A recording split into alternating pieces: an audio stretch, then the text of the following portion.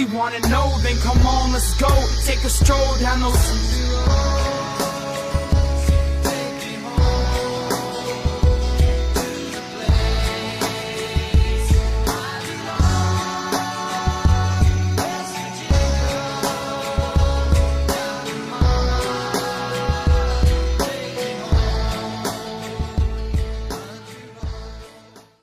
What's going on, everybody? Welcome to the Country Roads Webcast, brought to you by Trio 4 Productions.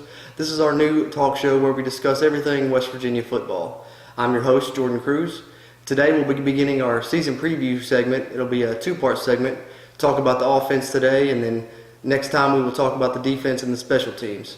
So with no further ado, let's get right into this offensive preview, starting with the quarterbacks. All right, of course, we do have a Heisman Trophy candidate leading the team this year, as you well may know. National name, number 7, Will Greer, 6'2", 223-pound redshirt senior. Can't say enough about this guy. I'm wearing his jersey for a reason. He's really special. First time WVU's ever rolled out a Heisman campaign for any player, as they have one going for Will Greer right now. Greer7heisman.com. You should check that out. They've got a video series going on him, and not too much to say about this guy. Everyone knows him and knows what's going on. But as we've seen last year, if he goes down, you need to have a very capable backup, and West Virginia was kind of lacking in that department last year. But I don't think that'll be the case this year, as Jack Allison, number 17, has stepped in. He transferred from Miami University, the Hurricanes, and he sat out last season due to transfer rules, but he's ready to roll this year, and by all accounts, he's been pretty impressive. He's 6'6", 203 pounds, redshirt sophomore. So he's kind of lanky, wiry, if you will, but he's added some weight and got up over the 200-pound mark. He could afford that a little bit more, but the reports on him are he has a very strong arm. He's not as mobile as Will Greer, but he can really sling it. And I think if, knock on wood, the worst was to happen and Will Greer was to have to go down again, we'd be in a much better spot this season with Jack Allison taking on that backup role. You also have a freshman coming into that third spot from Tennessee, number 10, Trey Lowe III. He's 6'2", 211-pound freshman. Pretty high-ranked recruit. West Virginia beat out a few schools for him, and I think he has a bright future ahead of him as well. You'd like to see him redshirt this year if possible, and I think that's what will happen. You'll see Jack Allison take on that backup role, even though it's been discussed that it's an open competition for it right now. But even unless Trey Lowe is just utterly impressive, which he is good, but I think that Jack Allison will take on that backup role. And I think you really have an ideal situation if both of those stick around, with Jack Allison being a sophomore and Trey Lowe possibly redshirting this year, because looking at it, of course you got Will Greer this year, and then Jack Allison will be a junior next year, so that'll give him 2 years to start, could possibly start his junior and senior year.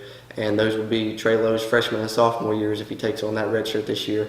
So you could have Will Greer this year, then 2 years of Jack Allison, followed by 2 years of Trey Lowe, and could really be set there for the next 5 years, including this year, if it all pans out the way that you'd like. There's been a lot made about the fact that there's only 3 scholarship quarterbacks, which is low, but typically you want to have 4, if not 5, there at the position. But I think that we've got 3 quality guys. And I look for us to bring in, another quarterback in this coming recruiting class, if not 2. And yet again, a lot's been made about Dana not being able to recruit and develop a high school quarterback. And to me, it's nonsense, just for the simple fact of why does it matter if it's a high school quarterback or not? He's been recruiting transfers and JUCOs that have really panned out well. So even if it's not recruiting from the high school level, he's still going out and recruiting these guys and getting them to come to West Virginia, and they're, doing great. A lot of people say, Ford Childress didn't pan out, William Crest didn't pan out at quarterback, and that's true. That's very true, but he's filled in nicely. He's gotten I would say he's even better guys to take their spots, especially with Will Greer, one of the best quarterbacks we've ever had at West Virginia, and possibly the best as far as arm talent goes. And I think that he's doing a really good job. And we missed out on a couple high school guys that we was going after this year. Brian Moore ended up going to Tennessee, but I think you'll see us maybe go after another grad transfer or bring in a JUCO guy And there's still other high school guys we could go after this season, so it's not a done deal at the quarterback position, and you will see some recruits come in. But like I said, I think we're very well set if we can keep who we have on the roster around. We're very well set as is anyways, but you would like to have 4 to 5 guys just to have those bodies in camp and scout team and things like that. So hopefully we will bring in at least 1 quarterback recruit in this class, if not 2. All right, on to the running backs. Now, it's a kind of peculiar situation. West Virginia is losing a back-to-back 1,000-yard rusher in Justin Crawford. And I think the crazy thing about that is, despite losing a back-to-back 1,000-yard rusher, I think they may be in a better spot than they were the past season or two, just because of the depth at the position, and it's quality depth across the board. You got 4 guys that can really tote the rock, I think. And, of course, leading the way is Kennedy McCoy. Used to be number 4. He's since changed his jersey number to number 6 this year. We'll be seeing Kennedy McCoy wear number 6. 6 foot, 198 junior. We've seen what he can do. A lot of people were thinking that he should take over the main back role, late last year, which I don't necessarily agree with that. I think Justin Crawford did a great job, and Kennedy McCoy was a great change of pace. But this year, you will see Kennedy McCoy focus only in the backfield. In the past, we've seen him go out and play some slot receiver just to get him on the field and get him some more touches and things like that. But he said himself that he's working as a every down back now, and they've said it's open. No one's really the starter. It's kind of just an open competition. But I think that what you're going to see more so than having one main back is you're going to see running back by committee, because there's just 4 different guys there, all talented and all do a little bit different stuff that really can bring something different to the table. Behind him, you got number 32, Martell Petaway.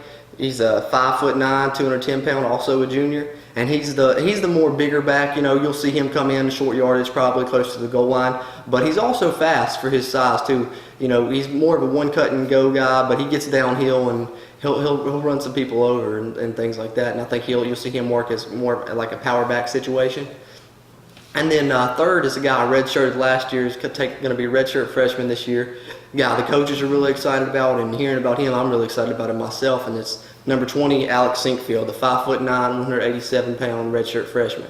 And by all accounts, Holgerson said this is the twitchiest guy I've had in Morgantown, which I think is a little bit of coach speak just to tell you what he can do, because we all know the twitchiest guy that he's ever had in Morgantown is Tavon Austin, and the twitchiest guy he's ever had, period. I'm sure the twitchiest player I've seen at the college level in many years. I think him and Reggie Bush, and those are the 2 twitchiest guys that you'll see. But Alex Sinkfield is supposedly going to bring something to the table that West Virginia hasn't had since the Noel Devine days, really, and that's the running back that can break the home run, be a home run hitter, break the 80-yard run, big play guy. And I think I'm really excited to see what Alex Sinkfield can do this year. And by all accounts, he's got a lot of speed. He's a one-cut-and-go guy, and he will just blow past you, and he can break big plays. And I think it could be very good for West Virginia, something they've really been lacking. They've had guys, break 20-yard runs, 30-yard runs, but they've really been missing that home run hitter for quite some time now. And if Sinkfield can come in and fill that role, that'd be really special and really help this offense a lot. And then there's another guy, the true freshman. He was a very high-ranked recruit, ESPN 150 recruit, Letty Brown. He'll be wearing number 4. And coming in as a freshman, he's already 211 pounds, standing 5'11". So even as a freshman, just coming in, he weighs more than the other backs, which is really impressive. So, the coaches have said physically he's ready to go physically. It's just how quick can he adapt to the speed of the college game, and how quickly can he pick up the system.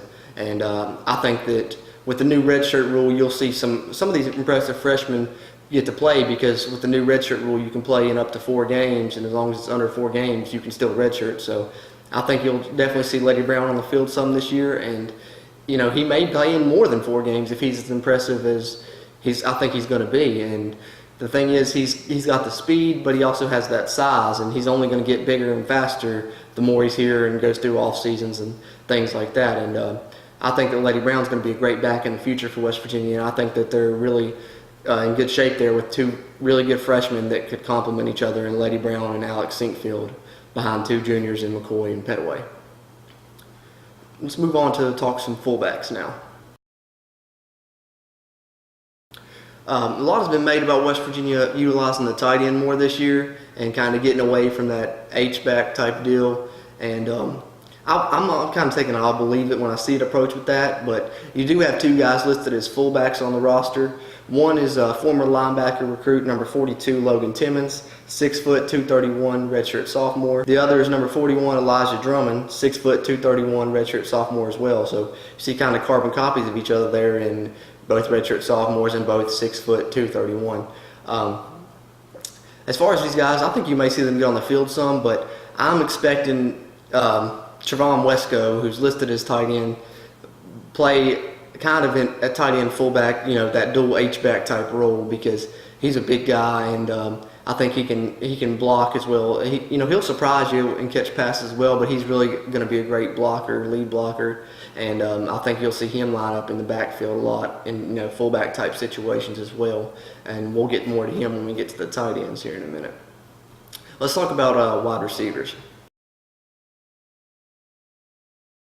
Of course, West Virginia had David Seals last year, number 13, David Seals, 6'4", 210 pounds, now a senior.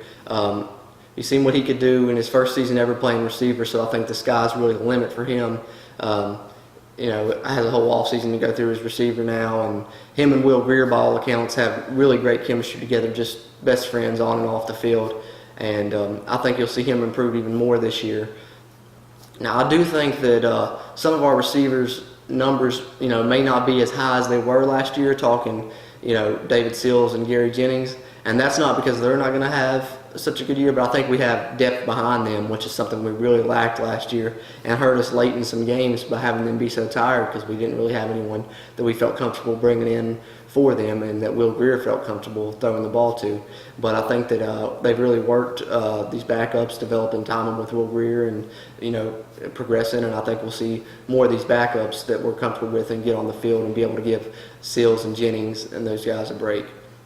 You have your top four set with Seals, Jennings, Sims, and TJ Simmons, which we'll get more into them in a minute. And then behind them, I think that there's actually some good backups going to be this year as well. Moving on to the next player, and that's number 12, Gary Jennings. Of course, we all know him last year. He led the team in catches, led the team in yards, despite only having one touchdown. You'd like to see him get in the end zone more, but you'll see what happens. And that's Gary Jennings, 6'2", 215 pounds, also a senior.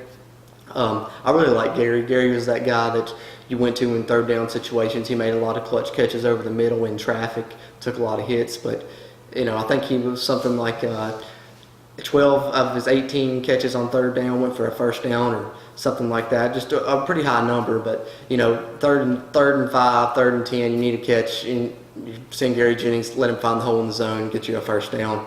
Just a really impressive guy, and I'm a big fan of Gary Jennings, and I think he's going to have a big year, and hopefully we'll see him get in the end zone a little bit more this year. Then another guy people remember from last year, I'm sure, number 8, Marcus Sims, 6 foot, 194 pound junior now. The fastest receiver on the team, probably the fastest overall player on the team.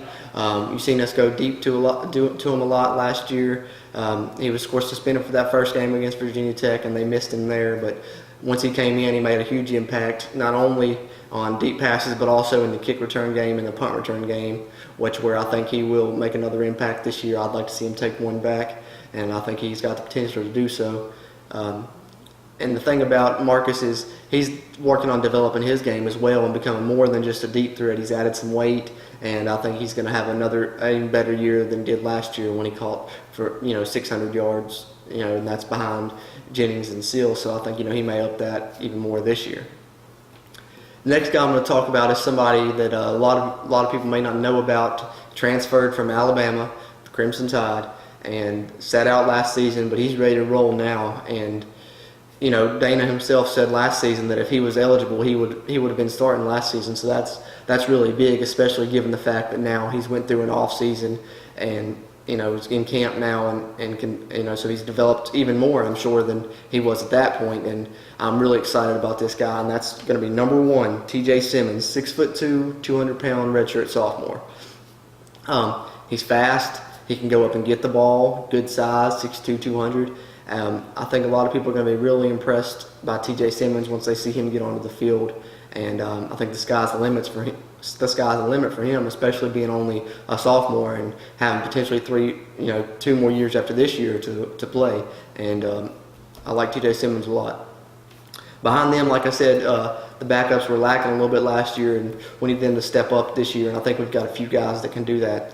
One of them being number 14, Tevin Bush, 5'6", 160-pound sophomore. He came in as a running back, but I have him listed with the receivers here because he's been working primarily in the slot as a slot receiver this year, and he's one of those guys that you just want to get the ball to in space. He's got great footwork, good speed, and I think you'll see some things drawn up, some packages for him to get in there, and I think you'll see him mainly play in the slot this season, even though he could move back there into the backfield. But I think that slot receiver is where you're going to see him most and try and find his niche there. Then you have number 82, Dominique Maiden, 6'5", 207-pound senior. JUCO recruit, came in last year. He was on the field some, didn't get a lot of touches or anything. He did play, but by all accounts, the offseason has done wonders for him, and he's really worked hard to progress, and he's going to see the field more this year and probably get the ball thrown his way some. As him and Will Greer, worked on developing better chemistry, as Will Greer has with a lot of these backups, just trying to have more team chemistry for one, and also be able to give his other main guys a break and still have people he can trust to throw the ball to and have timing down with. Another guy, a name I'm sure a lot of West Virginia fans remember, number 16, William Crest, 6'1", 214-pound redshirt senior. Guy that feels like he's been there forever. Came in as a quarterback, went to receiver, left, was going to go somewhere else, decided to come back last year and still around this year. And I think you may see him get on the field some. And I think he's been working in the slot a lot, and I think he's got a chance to get on the field and maybe have a few catches this year and have a pretty good season, which you'd like to see especially for a program guy like that's stuck it out and didn't leave when things didn't go as good as he expected originally. And I think William Crest may see some time this year and have some catches.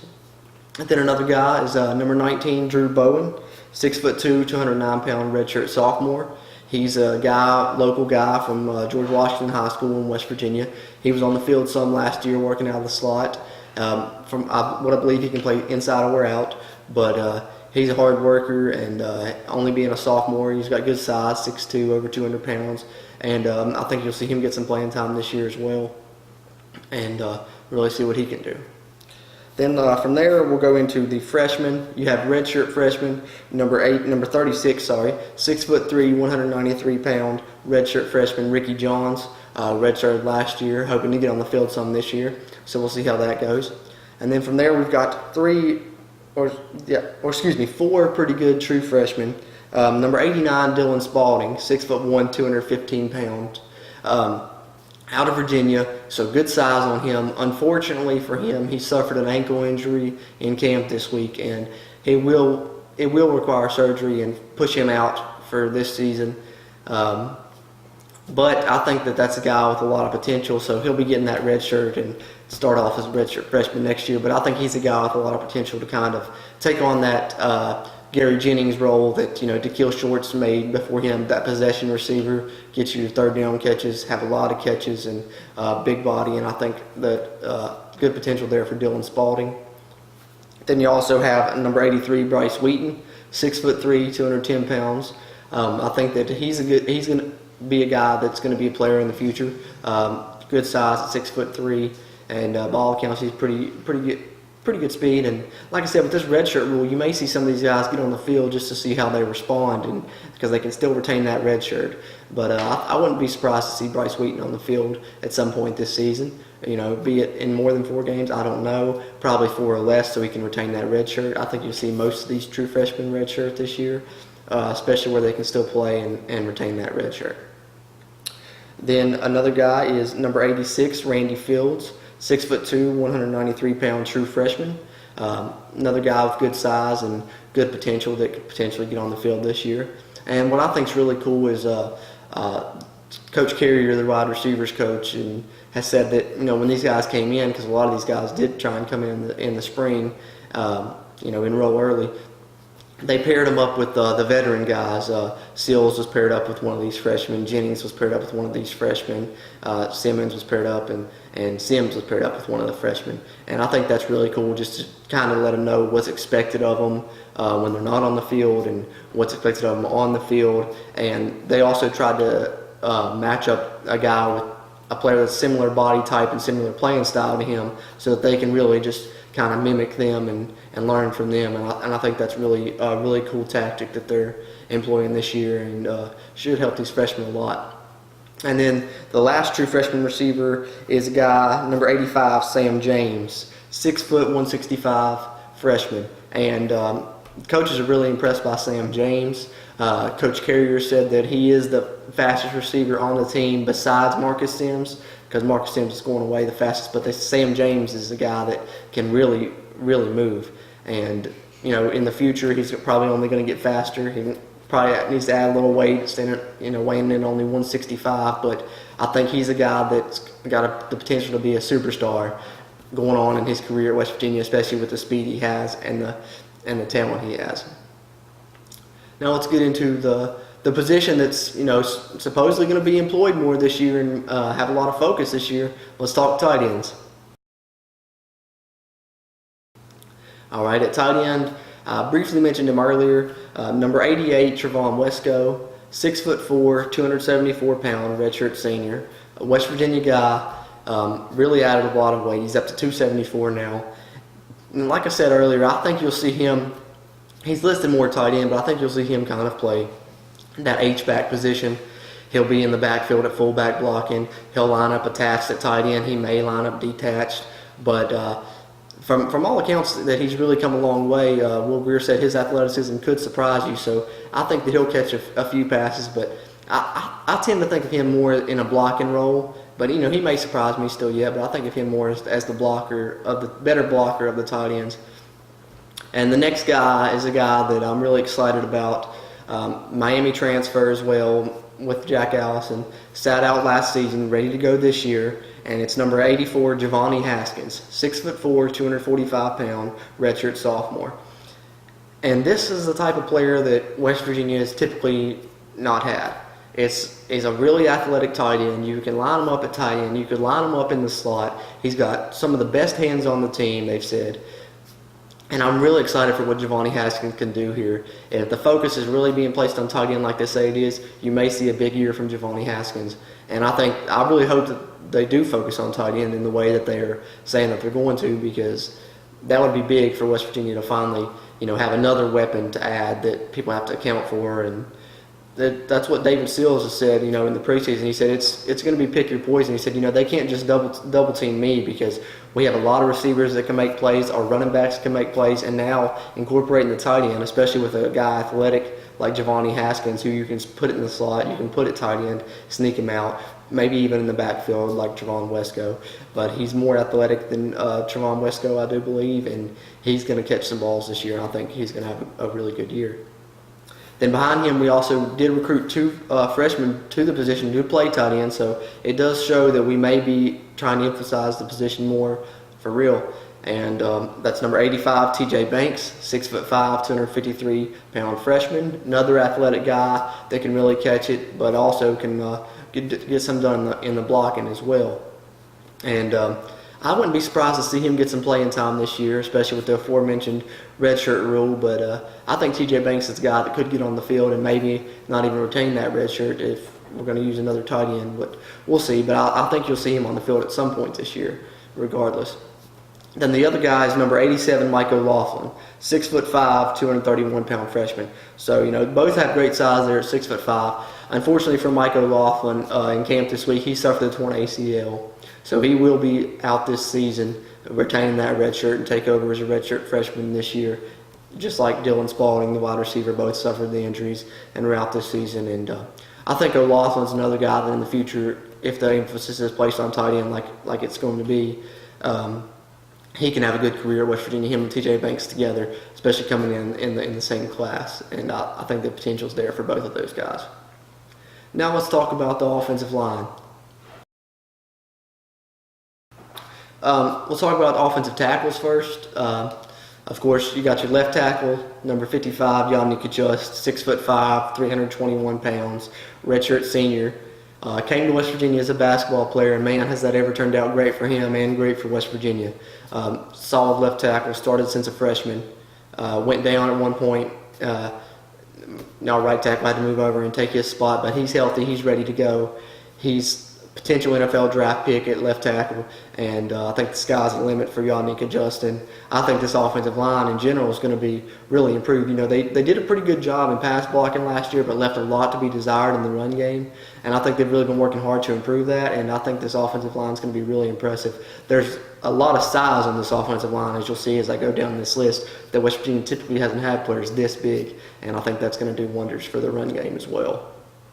Then at right tackle, number 53, Colton McKivitz, 6'7", 300-pound redshirt junior, has done a great job there. Got your two bookends there with Kajust and McKivitz, both really great. As I stated earlier, McKivitz, at one point a year or two ago, had to slide over for Yodney when he was hurt, and he filled in nicely at left tackle even. But keep both those guys healthy at tackle, you're in great shape because both are really, really good players. Backing them up, I think he'll kind of serve as the backup for both positions, is number 72, Kelby Wickline, 6'4", 298-pound redshirt junior.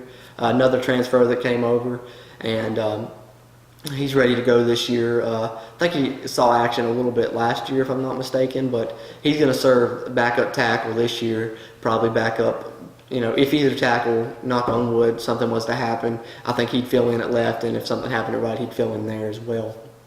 The next guy is Chase Barrett, number 76, 6'4", 306-pound redshirt sophomore, and he's a guy, I've got him listed at tackle here, but he can play tackle or guard. The coaches have said he's been working at both, so he's going to fill a pretty big backup role either at tackle or guard, so he can give us depth at either position there, and I think that that'll help us nicely having depth on the line this year that we haven't really had in the past.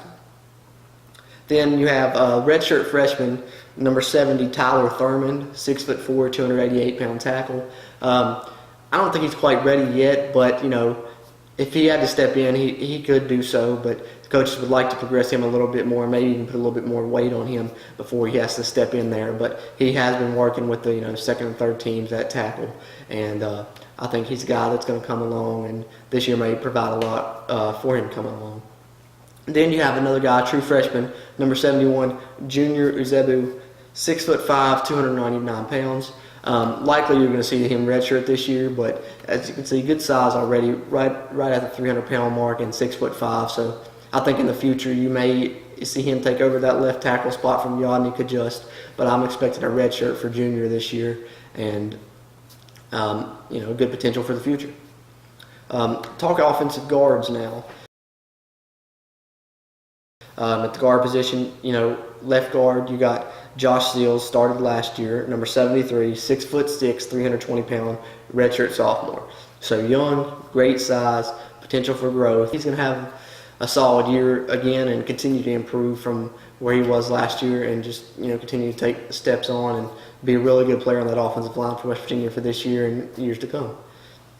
Then at right guard, you have a guy came in last year as a JUCO. Played a little bit sparingly, but this year he's ready to roll, and he's taking on that starting job at right guard so far right now. That's number 65, Isaiah Hardy, 6'6", 335-pound senior. Great size for him, and by all accounts he's progressed well and is ready to take on that starting job. And hopefully he is ready, because West Virginia has a couple other JUCO recruits that just came in the fall in time for fall camp behind him, both playing guard, that I think have potential to start once they get the system down, because they have such great size, and that is the Brown brothers. We'll talk first about number 58, Joe Brown, 6'4", 369-pound redshirt junior. So, they're both playing backup roles, but they have the potential to start, I think, once they get the system down and stuff, and they're going to push Isaiah Hardy. And even if they don't start, that's great depth to have there, because I don't think you'll see hardly any drop-off at guard if, knock on wood again, if Josh Sills or Isaiah Hardy was to go down. And those guys are guys that are going to be here for this year and next year. So if not starting this year, I think you'll see one of them start next season. And then, of course, there's his brother, number 57, Michael Brown, 6'3", 366-pound, also redshirt junior. And like I said, great size on him, as is on both of them, well over 360 pounds. And I think these are guys that are really going to be big cogs this season and going forward for West Virginia with their size, and really going to help the run game as much as the pass game. the run game, I think, is really going to see a good push due to the size in the offensive line. A lot of that coming from Isaiah Hardy and the Brown brothers. And then you also have redshirt sophomore, number 62, Zach Davis, 6'2", 316 pounds.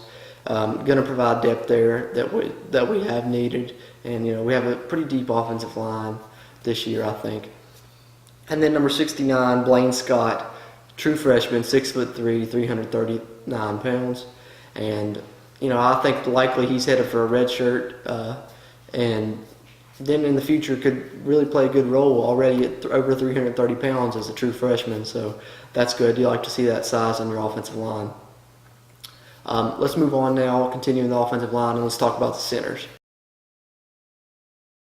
Start things off with last year's starter, number 79, Matt Jones, 6'3", 328-pound redshirt junior, going to be this year. Started last year, performed pretty well, had some games where had a couple bad snaps and was really learning how the calls and how to do the how to run the offensive line basically, and it was a work in progress with him, and I think he progressed well as the season went on. But a lot of people don't realize that there was a guy ahead of him in the spring last year until he went down with an injury, and that's number 78, Jacob Buccigrosi, 6'3", 306-pound redshirt sophomore. And he's right now running with the first team again, so that's really good. You want to see competition there and guys push each other, and I think that's just what you're seeing here with Buccigrosi and Matt Jones. And which one's going to start in the long run, I don't know. Buccigrosi's running with the first team. I think that he's the favorite in my eyes to start.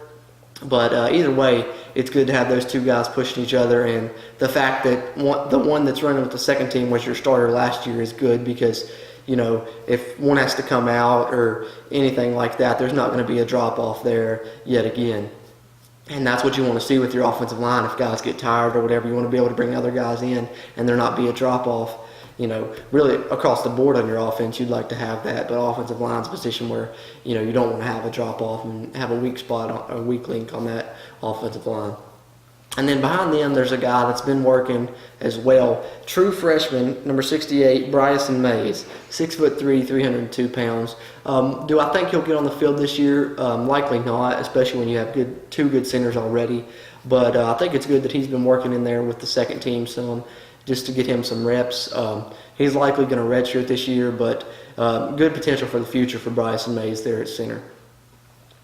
All right, so that kind of wraps up covering all the players in the offense. I do want to talk a minute about this offense's potential because I think that as a lot of us feel like the sky's the limit, being it's going to be Will Greer's second year in this offense. I want to say Dana Holgerson's offense because overall it is his, but of course Jake Spavital is calling the plays now. Started last year. And Jake and Will really have a good relationship, and historically the second year in a Dana Holgerson offense, if you will, is way better than the first year, always has been. You can look, Geno Smith, you can look at Clint Trickett, you can look at Skylar Howard. Their second year in that offense it's always better. You know the system better, more comfortable with the players, got timing down with the players. So I think you're going to see an improvement, and especially when you got a guy like Will anyways, who is just a really special player, and he can really do things and carry your team to wins and just be that guy. He's got that it factor, and who knows, the sky's the limit. And I think another thing that's going to really help this offense is the run game. I think the run game is going to be improved. I think it's going to be improved due to a solid stable of backs, as well as increased focus on run blocking for the offensive line. The coaches weren't blind. They seen that run blocking was not as strong as pass blocking last year, and they've really tried to influence that by getting bigger guys, getting the guys they have stronger, and focusing on, run blocking and opening up better holes for these guys, as well as the timing between the running back and the offensive line that needs to exist there. And I think that you see that a lot, not just with one of the backs, but with all 3-4 of the backs, really. And I think that's going to play a big part. I think when you had a guy like Will Greer last season, you may have tended to rely on his arm a little too much at times. And as you've seen, the year before, 2016, West Virginia won 10 games, relying mainly on the run game a lot. And that helps because, you get the lead late in games, you control the clock and grind it out and pull out a win. And I think that you'll see West Virginia go back to more balance in the run and pass game this year. And I think the run game is going to surprise some people this year. I really do. David Sills, I mentioned earlier, last year was his first year playing receiver ever, and tied for the lead in the country in touchdown catches. So, the sky's the limit for that guy. How much can he progress? First year ever playing receiver, and he leads Division I college football in touchdown catches. So you're going to see improvement from him, I think, and depth across the board at receiver is better. I think T.J. Simmons is an upgrade. And I think your top 4 guys are really good with Seals, Jennings, Sims, and Simmons. And then I think your backups are, of course, when you got guys that talented, it may be a slight drop off, but I think that the chemistry exists with Will now, and they've been there, more than a year and had a year in the offense to learn it and hone their skills in it. And I think that you'll see more of these backups get some catches and some playing time this year as well, and have more depth at receiver, as well as the influence on the tight end position that the coaches have been preaching, that I think really can add another dimension to this offense. And it's just a lot of skill guys in this offense that it's like David Sills said, like I mentioned earlier, pick your poison. This offense has excellent potential. How good can they be? I think they can be the best in the Big 12, and maybe kind of homer in saying this, but I think they have potential to be the best offense in the nation, number 1 total offense in the nation. When you got a guy like Will, anything can happen, but you also have a solid stable of backs. You're returning a lot of experience on your offensive line. You've got tight ends now that can catch passes with guys like Javani Haskins, and Trevon Wesco's came a long way in that aspect as well by all reports. So I think athletic tight ends, depth at receiver, increased offensive line play. I think this offense is going to be even better than it was last year. And you've seen before Will Greer went down with the injury, this was a top 10 offense in the country even then. So I think you're looking at a top 5 offense in the country this year. And then let's wrap this thing up with the breakout players. To end these previews, I want to have a segment on the potential breakout players that I think will be this season. Three players that I think will either people may not know and they're going to know about, or that didn't have maybe a great year last year that I think are going to have a really good this season. And on offense, those 3 players to me are, number 1, T.J. Simmons. I mentioned him earlier. Alabama transfer, sat out last year. Had some really impressive catches on scout team. I think one of them went viral, may have been on SportsCenter Top 10. I know it was on Twitter, Facebook, stuff like that going around. And this guy has really great hands. He can go up and get the ball, but he also has good speed and good size. And I think T.J. Simmons is a name people are going to know sooner rather than later. Probably within that first week against Tennessee, he's going to make noise in that first game because he's going to be starting on that other side. Him, Seals, and Jennings are your starters, and Sims is going to factor in there as well. You can pretty much, the way I look at this team is they have 4 starting receivers in those 4, and all 4 of those guys are really good. And I think Simmons is going to bring some good stuff to the table that's really going to increase this offensive firepower even more. The second guy for me is Alex Sinkfield. I mentioned him briefly earlier, the running back, Alex Sinkfield, and I think that he's going to be a breakout player and going to get some carries. Will he end up getting the most carries? I'm not for sure, but I think he has the potential to maybe, by the time the season's, towards the end, getting a lot of carries in almost like a Steve Slayton type scenario where he comes on throughout the year and then you can't not give the guy the ball, because I think he's that explosive of a player from all reports. He's that home run hitter. He's got the speed. He's got the twitch. Can make people miss and bust one for 80 yards. And I think a player like that is, invaluable. It's priceless. Like having a player like that, and he's going to really bring a new dimension to this offense that's been missing. I think you'll have Letty Brown, and Petaway and McCoy. McCoy and Petaway being the main ones, being your every down packs. And grinding it out, but I think you'll see Sinkfield come in as that change of pace, and I expect him to break a few long runs, hopefully for touchdowns this season, and that's my second breakout player. My third breakout player is a guy I talked briefly about earlier, Javani Haskins. the tight end transfer from Miami.